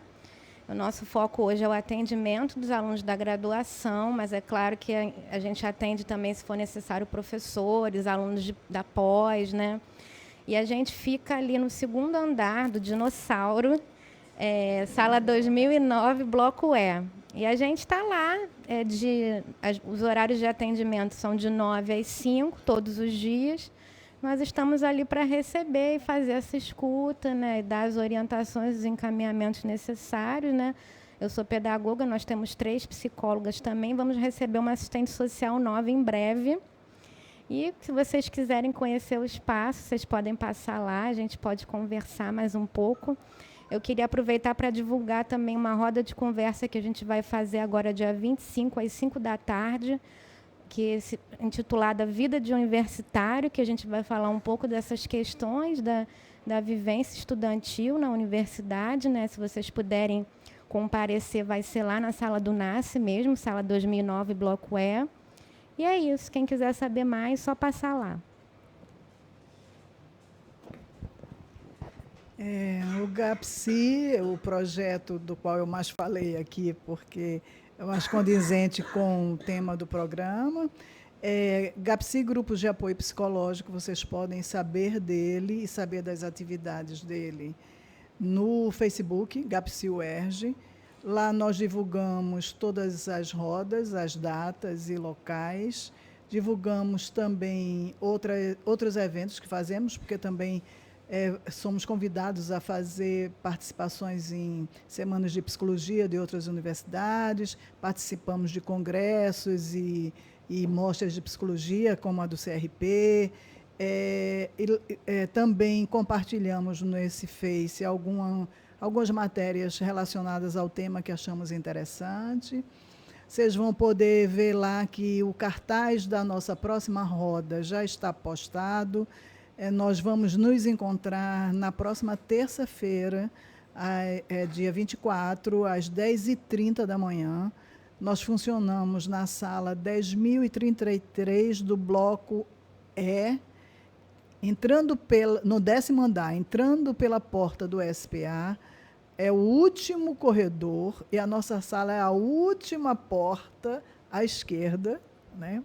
Dizem que os últimos serão os primeiros. Temos essa esperança. Então, vocês podem... Não tem pré-requisito, não tem obrigatoriedade. Vai quem quer, quando quer. Não tem sistematização. Se vocês forem a uma roda, não obriga que vocês vão a todas as outras. E apareçam, serão muito bem-vindos. Queria caminhar para o final pedindo desculpas aqui, porque a gente recebeu uma pergunta do público que acabou não sendo respondida, né, de quais são as aproximações da perspectiva filosófica da fenomenologia e do existencialismo dentro da área prática da psicologia, né?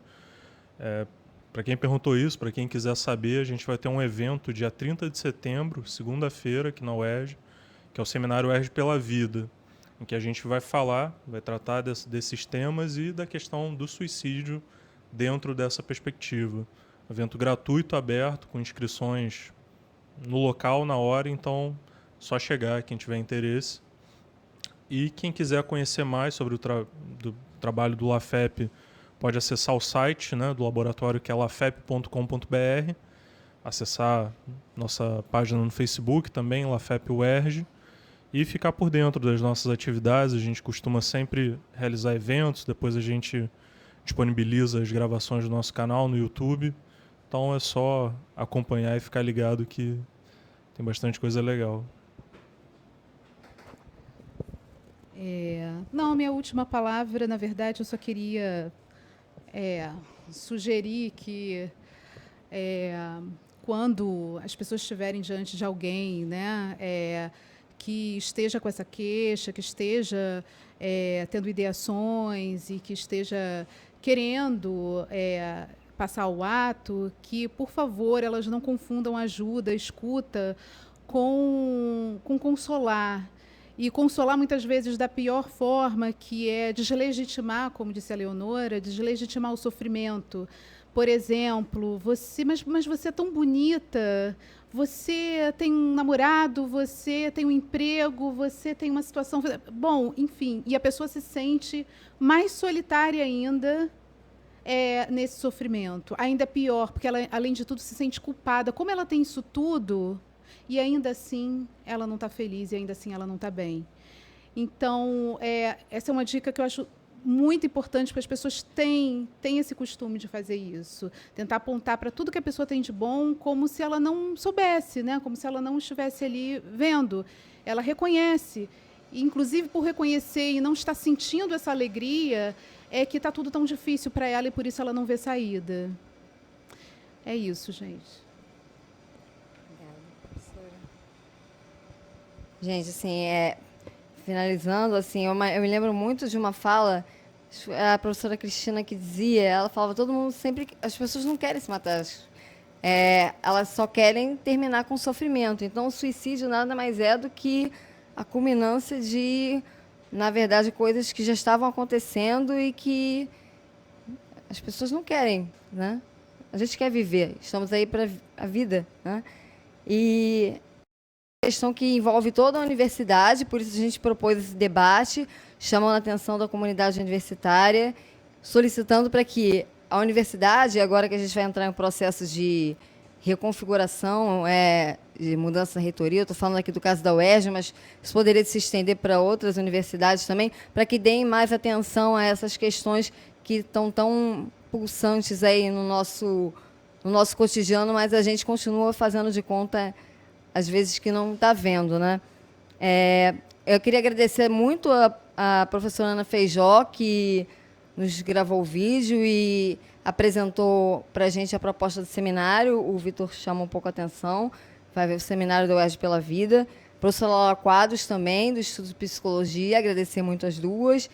Agradecer a professora Cristina Maioli, que foi uma das pessoas com as quais eu primeiro tive contato nas minhas tantas questões como professora da Faculdade de Educação, que não sabia o que fazer, e a Raquel também me ajudaram muito. A professora Tânia Neto, da SR1, que está nos apoiando bastante, e a professora Rosana Glatt, diretora da Faculdade de Educação. São algumas das pessoas que eu estou aqui agradecendo, dentre tantas outras que poderiam estar. E é isso, agradecer sobretudo a todos vocês que estiveram aqui compondo a mesa com a gente, por dispor de um tempo para conversar, e a gente espera que a conversa continue. Divulguem nas redes, porque a ideia é que a gente cada vez mais fale sobre esse assunto que precisa ser falado, tá? Então, não só em setembro, que seja falado de setembro a setembro, tá? Então, obrigada a todos e a todas, e até a próxima, gente. Muito obrigada, tá? E obrigada a todos vocês, tá?